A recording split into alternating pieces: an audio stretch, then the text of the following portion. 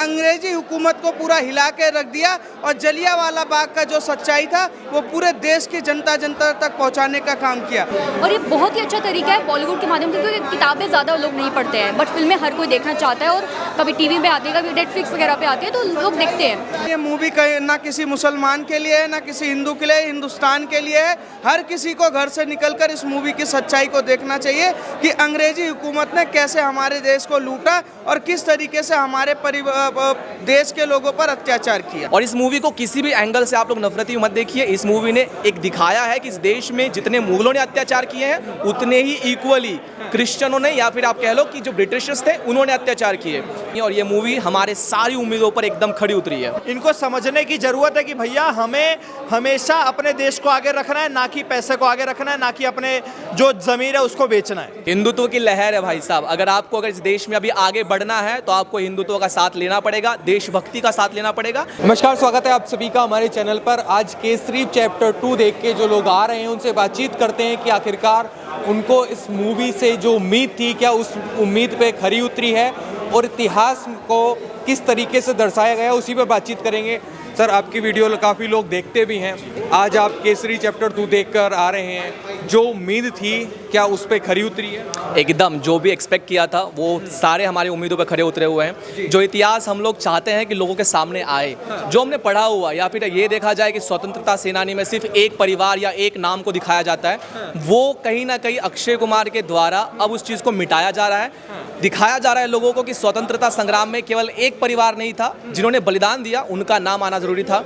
और जो शंकर नारायण जी है, उन्होंने जो भी इस चीज़ में सामने लाया है हिस्ट्री के थ्रू, हमें ये चीज़ को अब समझना होगा कि और भी बहुत सारे पन्ने हैं जिनको खोला जाना चाहिए। और इस मूवी के थ्रू एक चैप्टर ओपन हुआ है, ऐसे बहुत सारे चैप्टर होना बाकी है। तो हम लोग एक्सपेक्ट कर रहे हैं बॉलीवुड जो इनिशिएटिव ले रहे हो बहुत अच्छा है, ऐसे आगे बढ़ते रहो। और जो मूवी आपकी कोलैप्स हो रही थी, अक्षय कुमार ने ट्रिगर पकड़ा है कि क्या हमको चाहिए, तो वही चीज़ सामने आई है और ये मूवी हमारे सारी उम्मीदों पर एकदम खड़ी उतरी है।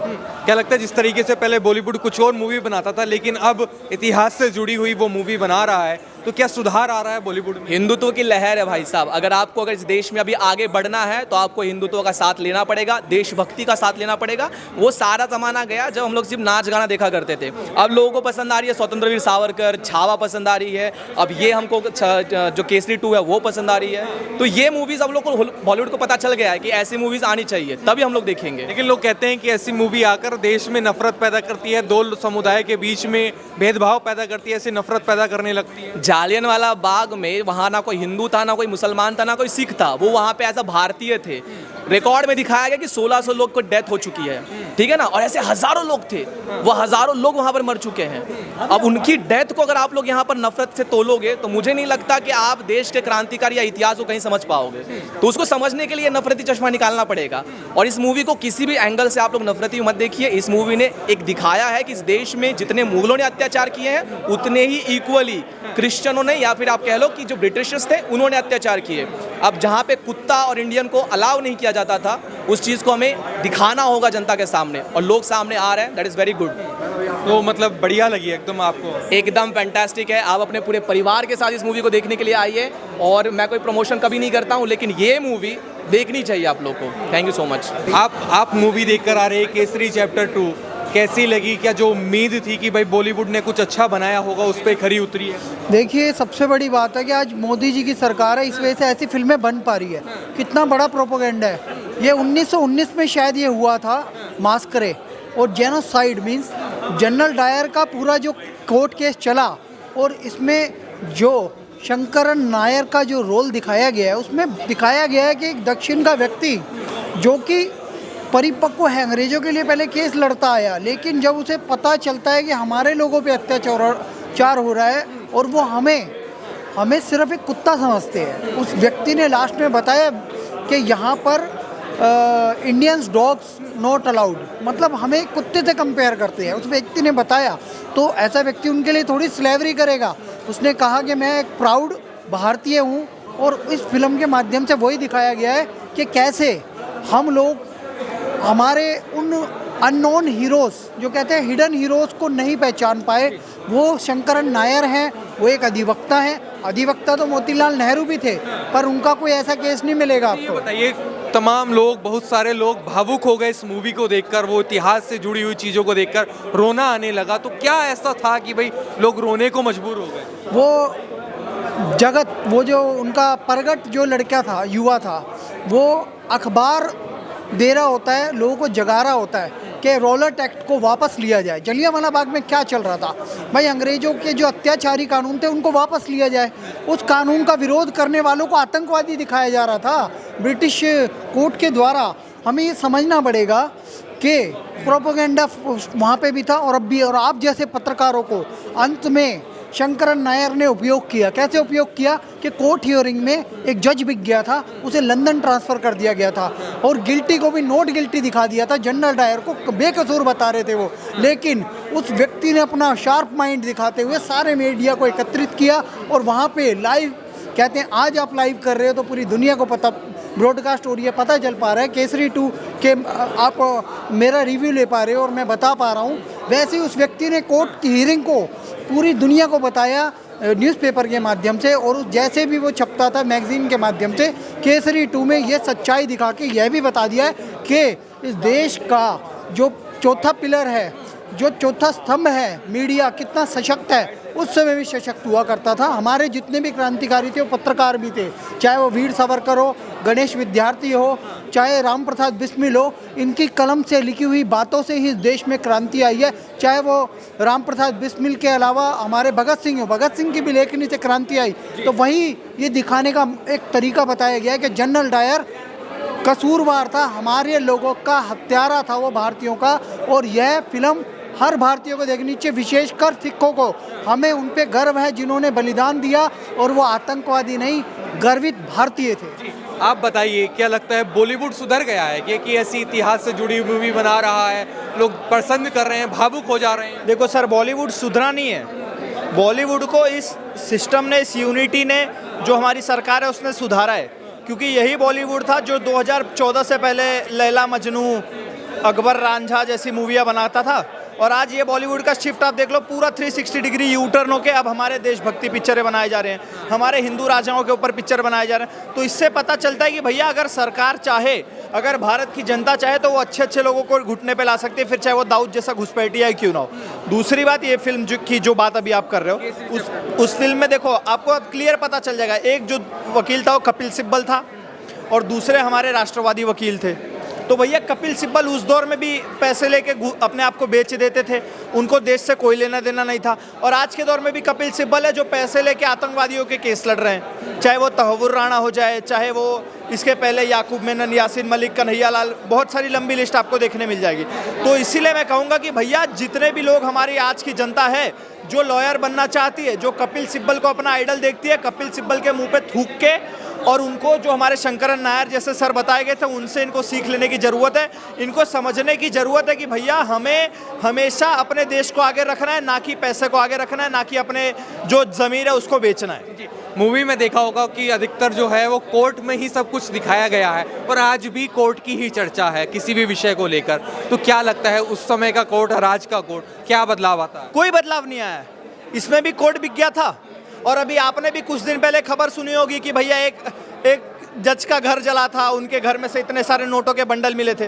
तो आज भी हमारे जज बिक रहे हैं, पहले भी हमारे जज बिका करते थे। आप क्या कहेंगे, कोर्ट की बात हो रही है, आज के समय का कोर्ट और उस समय का कोर्ट कह रहे कि कोई अंतर नहीं है, और इन्होंने तो तमाम कोर्ट पर टिप्पणियां की हैं। मैं खुद as a lawyer Delhi university के फर्स्ट ईयर में हूँ, LLB कर रहा हूँ, ठीक है। तो लॉ में चेंज नहीं है, ठीक है। कानून पहले भी बहुत अच्छा था और अब भी बहुत अच्छा है, पर वो कानून को चलाने वाले अच्छे नहीं हैं, कानून चलाने वाले बिक रहे हैं, ठीक है। तो हमें अपने अंदर का ये पहचानना पड़ेगा कि हमें किस तरीके से, पहले मुग़ल साम्राज्यों ने डराया धमकाया, फिर अंग्रेजी हुकूमतों ने डराया धमकाया, तो हम हिंदू दबते गए, दबाते रहे। पर हमें ऐसा नहीं करना था। इस केसरी मूवी के माध्यम से हमें ये पता लगा कि हाँ, पहले हमें कितने जलियाँ, अगर ये केसरी मूवी, ये संत नायर जी अगर ये केस में प्रोटोकॉल नहीं डालते तो हमें पता नहीं चलता कि ये जलियांवाला बाग में मूवी में हुआ क्या था।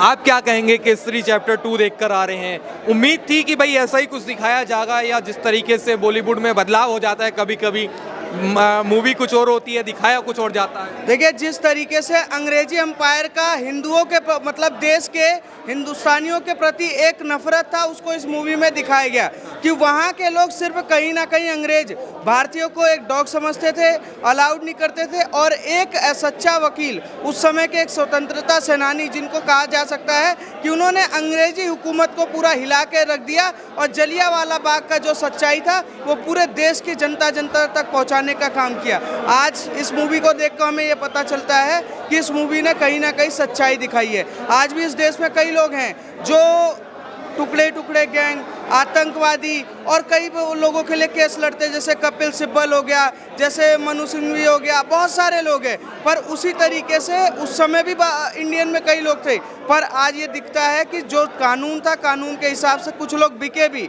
पर जीत सच्चाई की और सच्चाई ने ये दिखाया। ये लोग भावुक हो रहे थे, रो रहे थे इस मूवी को देखकर, तो आपके मन में भी आया कि हमारे साथ कितना अत्याचार हुआ है? सर देखिए, वो तो क्रूरता की जो सच्चाई हो हिंदुस्तानियों ने हमेशा देखा। कभी मुगल लूट के गए, कभी अंग्रेज लूट कर गए, पर हमारी जो एकता थी वो कभी नहीं डगमगाई। हमने एकता के साथ देश को आज़ाद करवाया और आज नए भारत में कहीं ना कहीं नए भारत के तरीके से कार्य कर रहे हैं। पर उस मूवी ने सच्चाई ये दिखाने का काम किया, जो लोकतंत्र की आवाज़ थी उसको दबा के अंग्रेजी हुकूमत ने सिर्फ कहीं ना कहीं हिंदुस्तानियों पर कब्जा किया। अनाज के लिए, रहने के लिए, पानी तक के लिए तरसाया। पर एक ऐसा कानून था, एक ऐसे सच्चे स्वतंत्रता सेनानी थे उस समय, चाहे भगत सिंह हो, चाहे उधम सिंह हो, चाहे नायर जी हो, सारे मिलकर उन्होंने देश के लिए लड़ाई लगा और नए भारत की जो एकता का प्रतीक है इस मूवी में दिखाया गया। क्या लगता है केसरी चैप्टर 2 सभी को देखना आना चाहिए इस मूवी को? सर देखिए, मैं तो कहूँगा ये मूवी ना किसी मुसलमान के लिए है, ना किसी हिंदू के लिए, हिंदुस्तान के लिए है। हर किसी को घर से निकलकर इस मूवी की सच्चाई को देखना चाहिए कि अंग्रेजी हुकूमत ने कैसे हमारे देश को लूटा और किस तरीके से हमारे देश के लोगों पर अत्याचार किया। कैसी लगी? क्या उम्मीद थी कि भाई जो जिस उम्मीद से आई थी वही मिला? बहुत ही बढ़िया लगी मूवी, बहुत ओरिजिनल दिखाया गया है। हमें पास्ट में लेके गए हैं, जो आज की जनरेशन है वो पास्ट नहीं जानती थी, वो पूरा दिखाया गया है। आज की जनरेशन को जरूर देखनी चाहिए ये मूवी। अक्षय कुमार ने बहुत ही अच्छा काम करा है। क्या लगता है बॉलीवुड सुधरा है? जो पहले कुछ और दिखाता था आज इतिहास के बारे में बता रहा है कि क्या हुआ था। बॉलीवुड में सुधार आया है? बिल्कुल आ रहा है बॉलीवुड में सुधार, और अभी और भी हम यही चाहेंगे कि और भी ऐसी मूवीज़ आए, हम अपने बच्चों को दिखाएं, हमारे बच्चे भी अपना इतिहास जानें। बहुत ही अच्छी मूवी है, बहुत अच्छी लगी। सभी को आनी चाहिए, मतलब सभी को आना चाहिए देख? बिल्कुल बिल्कुल, सभी पूरे बच्चे से लेके बड़े को ये देखना चाहिए। जलियांवाला बाग की पूरा प्रॉपर दिखाया है, पूरा देखना चाहिए। इस मूवी के बारे में क्या कहेंगे? आज आपने मूवी देखी, कैसी लगी, क्या कहना चाहेंगी? और बॉलीवुड के बारे में क्या कहेंगे? देखिए, मेरे राय काफ़ी समय पहले ही बॉलीवुड के बारे में बदल चुकी थी। जिस तरह से छावा फिल्म आई, अब केसरी 2 आई है, ये दोनों बहुत ही बढ़िया फिल्म है और ये हिस्टोरिकल हमारी दिखाती है कि किस तरह से हमारी हिस्ट्री में हमारे साथ गलत हुआ है, देश के साथ गलत हुआ है, हमारे पूर्वजों के साथ गलत हुआ है। और ये बहुत ही अच्छा तरीका है बॉलीवुड के माध्यम से, क्योंकि किताबें ज़्यादा लोग नहीं पढ़ते हैं, बट फिल्में हर कोई देखना चाहता है और कभी टीवी पे आती है, कभी नेटफ्लिक्स वगैरह पे आती है, तो लोग देखते हैं। तो ये बहुत ही अच्छा माध्यम है लोगों तक सच्चाई पहुँचाने का। और मुझे ऐसा लगता है कि ज़्यादा से ज़्यादा लोगों तक ये बात पहुँचनी चाहिए कि किस तरह से हम ब्रिटिशर से कोई एहसान नहीं किया था। अगर किसी ने ट्रेन बना दी या ट्रेन किसी पटरियाँ लगा दी या बिल्डिंग्स बना दी, कोई एहसान नहीं किया। उन्होंने अपने लिए किया था, अपनी सुख सुविधा के लिए किया था और हमारे ऊपर, देशवासियों के, भारत के ऊपर जुल्म उठाए थे। और ये हर किसी को पता चलना चाहिए और माफ़ी भी मांगनी चाहिए ब्रिटिशर्स को। ये बताइए मैम, आज भी कोर्ट पर चर्चा सबसे ज़्यादा है और उस मूवी में भी कोर्ट का ही सब कुछ दिखाया गया है, तो क्या अंतर नज़र आता है आज का अगर कोर्ट देखती हैं और उस समय के कोर्ट? कुछ अंतर नहीं है, अभी भी बिका हुआ है, पहले भी बिका था और आगे भी बिका रहेगा। जब तक कॉलेजियम सिस्टम है तब तक बिका रहेगा। जब तक मेरिट के बेसिस पर जजेस अपॉइंट नहीं होंगे तब तक ये चीज़ें ऐसी ही रहेंगी। तो क्या सभी को केसरी चैप्टर 2 देखना चाहिए? बिल्कुल, ये कोई सवाल है? मुझे लगता है हर किसी को देखना चाहिए। अगर किसी का इंटरेस्ट नहीं है तो भी जागेगा इंटरेस्ट यहाँ पर। केसरी को देखकर हिस्टोरिकल चीज़ों पर इंटरेस्ट जागेगा, ज़रूर देखनी चाहिए। अच्छा मैम, ये बताइए, जब भी ऐसी हिस्ट्री पे कोई मूवी बनती है, हमारे इतिहास से जुड़ी हुई मूवी बनती है, लोग कहते हैं कि ये देश में नफरत पैदा करने के लिए ऐसी मूवी बनाई जा रही है। तमाम जो छावा, जैसे छावा आई, उससे पहले और मूवी आई, उनको भी यही कहा गया कि नफरत पैदा करने के लिए ऐसी मूवी बनाई जा रही है। तो क्या इस केसरी चैप्टर 2 में तो कोई नफरत नज़र नहीं आई?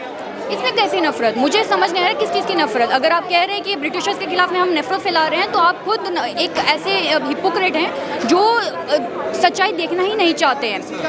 केसरी फिल्म में कोई नफरत नहीं दिखाई, ना ही कोई छावा फिल्म में दिखाई। छावा में सिर्फ और सिर्फ हिस्टोरिकल फैक्ट्स हैं और केसरी में भी हिस्टोरिकल फैक्ट्स हैं। और अगर कोई इसके ऊपर ऑब्जेक्शन लगा रहा है तो पहले अपने गिरेबान में जाके, इसमें कुछ भी गलत नहीं है, कोई नफरत नहीं फैलाई जा रही है, सच्चाई बताई जा रही है। और अगर सच्चाई बताना नफरत फैलाना है तो माफ़ी दीजिए।